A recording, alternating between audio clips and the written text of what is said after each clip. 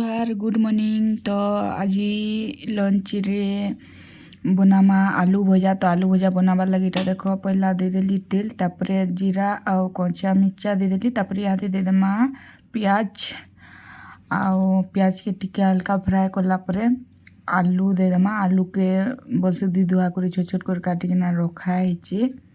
आज गोटे पूरा नुआ स्टाइल रे आलू भजा होचे, माने पूरा साधा सिंपल। प्याज के टिके हल्का फ्राए करमा आओ आलू दे देमा। तो एबे दे देमा आलू। तो एटा देखुन दे देली आलू आओ आलू रे किसी नहीं, जस्ट खाली टेस्ट हिसाब रे नून आओ हल्दी देमा।